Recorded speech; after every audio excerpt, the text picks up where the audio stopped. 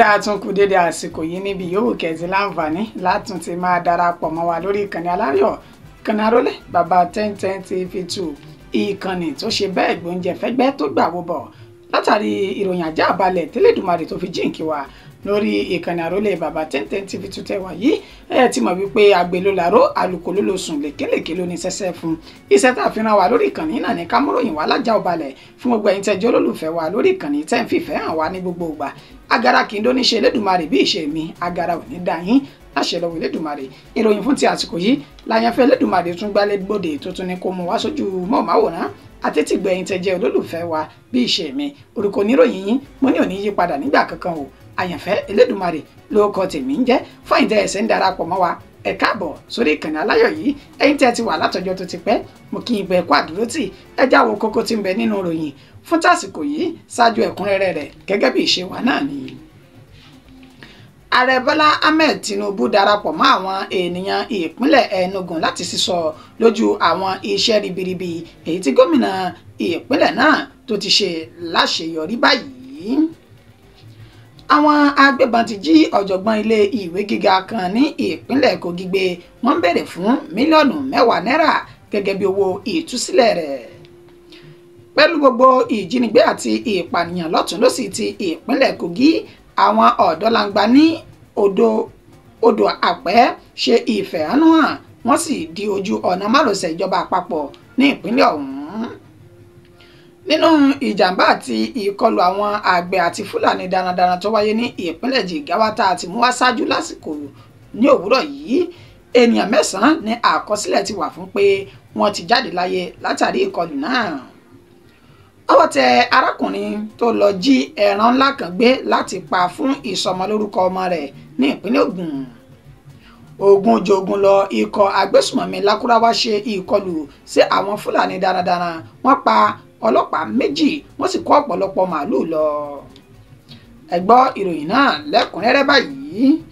Ààrẹ Bọ́lá Ahmed Tinubu ti darapọ̀ mọ́ àwọn ènìyàn ìpínlẹ̀ Enugu láti sísọ lójú àwọn iṣẹ́ takuntakun àti iṣẹ́ ribiribi èyí tí gómìnà ìpínlẹ̀ náà tó ti ṣe ní àṣeyọrí.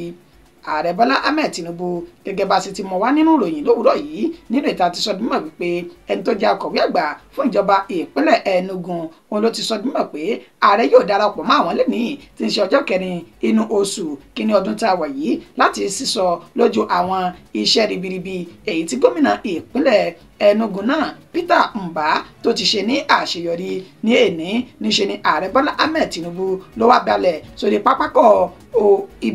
pápákọ̀ òfurufú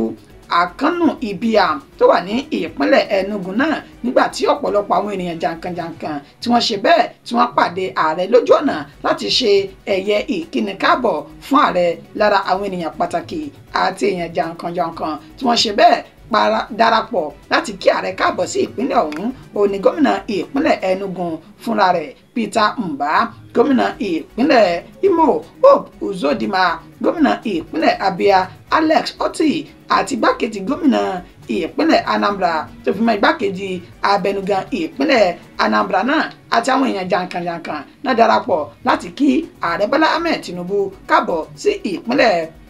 Enugu tẹ́ ẹ bá sì gbàgbé inú ìròyìn tá a ti mú aṣáájú níṣe ni àgbáríjọ àwọn ikọ̀ ìgbìmọ̀ Ndigbo nínú wọn ti dùn wípé ààrẹ Bọ́lá Ahmed Tinubu tó wá sí ilẹ̀ Biafra yìí níṣe ni àwọn yóò lo àǹfààní àsìkò yìí láti fi jí rẹ̀ bẹ̀ fún kó lè yọ̀ǹda Nnamdi Kanu tí ń bẹ ní àtìmọ́lé wọ́n sì sọdún mọ́ wípé báàrẹ̀ bá ti lè ṣe léè fún àwọn níṣe ni orúkọ rẹ̀ kò ní kúrò nínú ìwé ìtàn gbogbo ilẹ̀ Biafra ayọ̀ máa fún ẹ̀kúnrẹ́rẹ́ ìròyìn náà lórí bí ọ̀rọ̀ náà bí ó tún ṣe ń lọ sí i. Àwọn agbébọn ti jí ọ̀jọ̀gbọ́n ilé ìwé gíga kan ní ìpínlẹ̀ Kogi gbé báyìí o wọ́n sì ń béèrè fún mílíọ̀nù 10 náírà gẹ́gẹ́ bí owó ìtúsílẹ̀ ọ̀jọ̀gbọ́n àgbà náà. Ọ̀jọ̀gbọ́n àgbà tí orúkọ rẹ̀ ń jẹ́ John Ebe tó jẹ́ ọ̀jọ̀gbọ́n àgbà ẹ̀ka ẹ̀kọ́ philosophy ní ilé ẹ̀kọ́ gíga Prince Abubakar Audu tó wà ní Àyíngbà ní ìpínlẹ̀ Kogi ó ní wọ́n ti jí gbé báyìí ní ìtòsí ilé rẹ̀ tó wà ní Àgbéjì ní ìjọba ìbílẹ̀ Dèkínà tí ń ṣe ìpínlẹ̀ Kogi ọ̀hún nínú àlàyé tí àwọn ènìyàn tí ọ̀rọ̀ náà ṣojú wọn tó ṣe lọ́kàn lára wọn tí ó porúkọ rẹ̀ ní Apáyì ó sọ dímọ̀ wípé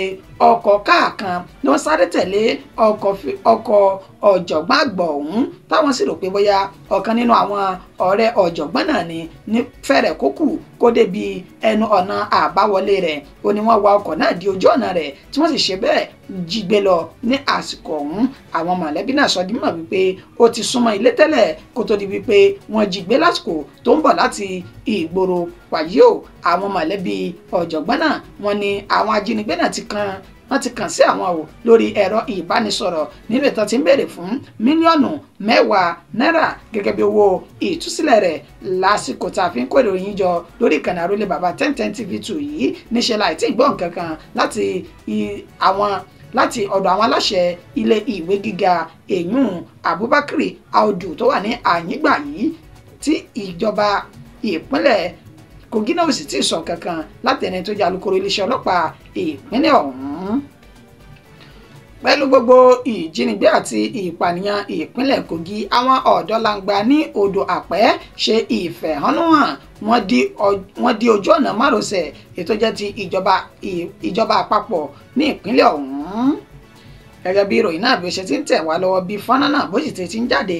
àwọn ọ̀dọ́langba tó wà ní odò àpẹ́ ní ìjọba ìbílẹ̀ Kábàbùnú ní ìpínlẹ̀ Kogi ọ̀hún ó ní wọ́n tú yaya síta gbangba báyìí tó sì gbégi dínà ojú ọ̀nà márosẹ̀ ìjọba àpapọ̀ nírètí wọn ò fààyè sílẹ̀ kí ọkọ̀ kọjá àbí kọ́kadà bọ̀ padà ní ojú ọ̀nà ọ̀hún nínú àlàyé táwọn tí wọ́n jẹ́ olùfẹ̀hónúhàn èyí tí wọ́n ṣe fáwọn oníròyìn lẹ́yìn ẹni tó ní ká fi orúkọ bo òun ní àṣírí ó sọ di mímọ̀ wípé níbi ọjọ́ méjì sí ìsinyìí lánàá òde yìí tí ń ṣe ọjọ́ kẹta nínú oṣù tá a wà yìí ó ní ìṣẹ̀lẹ̀ náà ó ní ó ṣẹlẹ̀ pẹ̀lú bí àwọn agbébọn kan tí ìgbàgbọ́ wà wípé wọ́n jẹ́ Fúlàní darandaran bí wọ́n ṣe ṣe ìkọlù sí arákùnrin tí wọ́n pè ní Ẹ̀yà TV ní ìpínlẹ̀ Kogi ọ̀hún ìtàn porúkọ rẹ̀ ní Mr Black wọ́n sọ dímọ̀ wípé arákùnrin ọ̀hún ló lọ rè kó èrè oko rẹ̀ tó sì ń lọ sí ọjà ètò ẹ̀kọ́ wáyé ní òní tó sì fẹ́ lọ ta èrè oko náà nínú ìtàn ni àwọn agbébọn ọ̀hún wọ́n dá dúró ṣùgbọ́n tí kò dúró fún wọn bí kò ṣe dúró báyìí ó ní wọ́n sọ dímọ̀ wípé wọ́n bẹ̀rẹ̀ sí ní yìnbọn náà ní takòtakò tó sì gbẹ̀mí Mr Black bí wọ́n ṣe pa arákùnrin yìí tán ó ní wọ́n kẹ́fìn pé arákùnrin kan tí orúkọ rẹ̀ ń jẹ́ Sunday Ayédèrò ó náà bẹ nínú oko rẹ̀ lásìkò táwọn fi sọsẹ́ yìí níṣẹ́ náà bá ṣe ìkọlù sí Sunday Ayédèrò náà bí wọ́n ṣe rí Sunday nínú oko rẹ̀ tí ń ṣiṣẹ́ lọ́wọ́ báyìí níṣẹ́ náà fìbọn já okùn ẹ̀mí tiẹ̀ náà èyí tó sì mú kí ìbànújẹ́ kó gbọ́kàn àwọn olùgbé gbogbo agbègbè ọ̀hún nílẹ̀ táwọn fi sọ dímọ̀ pé àwọn ọ̀dọ́langba náà ni wọ́n yarí sí ìta náà tú síta tó sì sọ dímọ̀ wípé ìjọba àpapọ̀ kò bá wọn dá sí ìṣẹ̀lẹ̀ náà bẹ́ẹ̀ níjọba ìpínlẹ̀ Kogi náà fọwọ́ lẹ́rán lórí ìkọlù ọ̀hún wọn ni láti bí oṣù kejìlá ọdún tó lọ yìí sínú ọdún tuntun tá a wà yìí tí ń ṣe oṣù kínní níṣe ni wọ́n ti jí ọ̀gọ̀rọ̀ àwọn ènìyàn gbé ní gbogbo agbègbè ọ̀hún ṣùgbọ́n tí ìjọba wọn ò rí nǹkan kan ṣe sí tá a sì fọwọ́ lẹ́rán fún ìdí èyí wọn láwọn ṣe ìfẹ̀hónúhàn náà láti pe ìjọba àpapọ̀ kó wá dá sí ọ̀rọ̀ àwọn àti ìjọba ìpínlẹ̀ Kogi. Nínú ìjàmbá àti ìkọlù àwọn àgbẹ̀ àti Fúlàní darandaran tó wáyé ní ìpínlẹ̀ Jigawa ènìyàn 9 làkọsílẹ̀ ti wà báyìí pé wọ́n ti jáde láyé.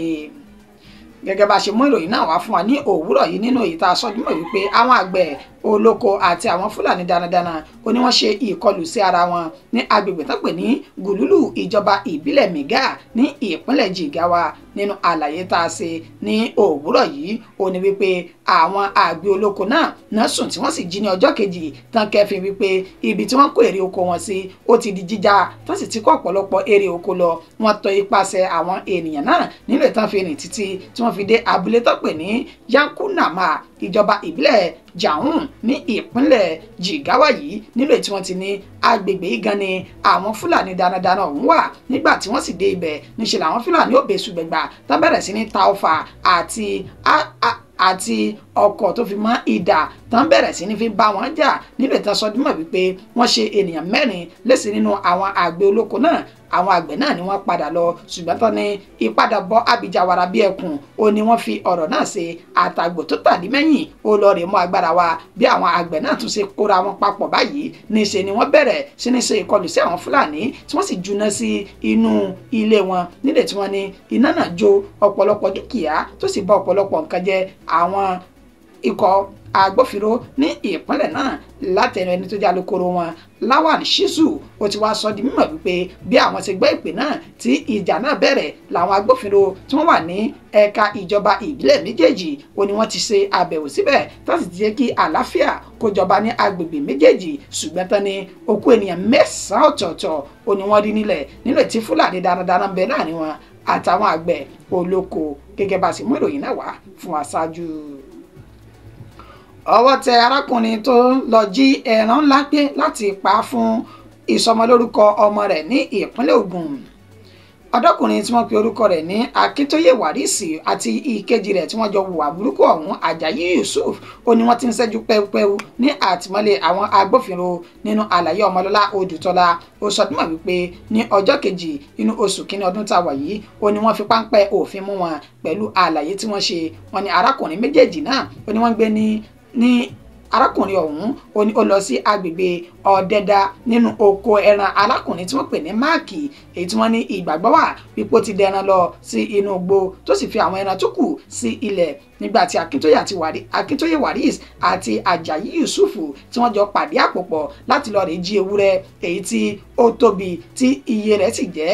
$200,000 200,000 tí wọ́n jí gbé láti pa fún súnà ọmọ tiẹ̀ nígbà tí wọ́n kẹ́fìn wípé àwọn ènìyàn náà wọ́n gbé ewúrẹ́ náà kọjá lórí ọ̀kadà tó sì lọ sí ìlú kan tí wọ́n pè ní Olódó ní ìpínlẹ̀ Ògùn náà níṣe ni arákùnrin Máàkì fi igbe ta lẹ́yìn tó kẹ́fìn pé ewúrẹ́ òun ti dín ní inú àwọn ọgbà náà nígbà tí wọ́n sì tọpinpin wọ́n fi páńpẹ́ òfin mú Àjàyí Yusuf àti Akíntóyè Wàrísì ní àná òde yìí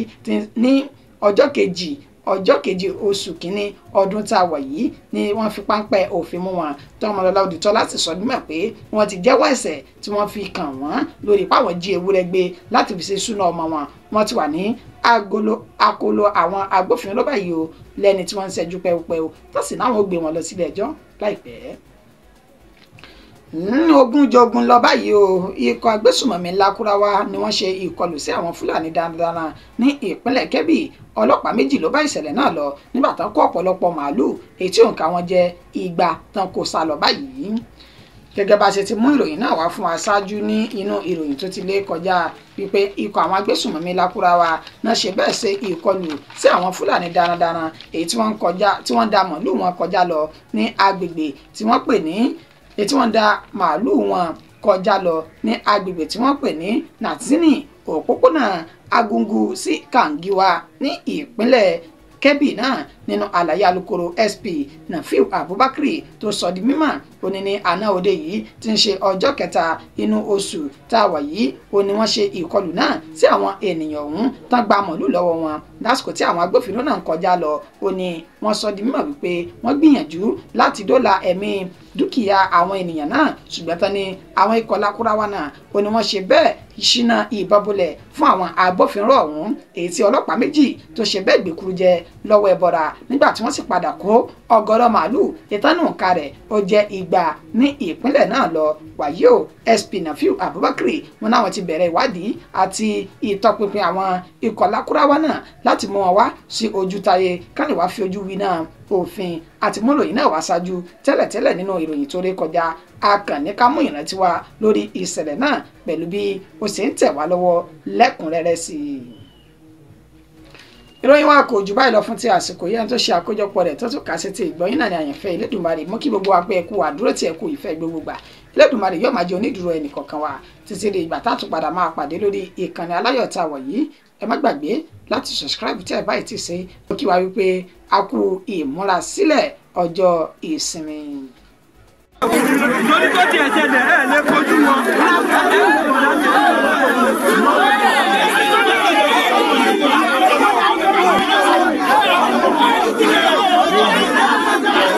Thank you.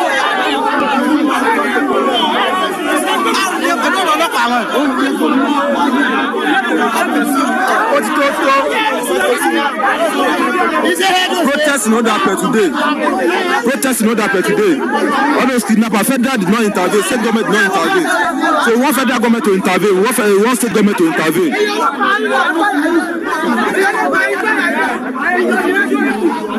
We are tired in our community.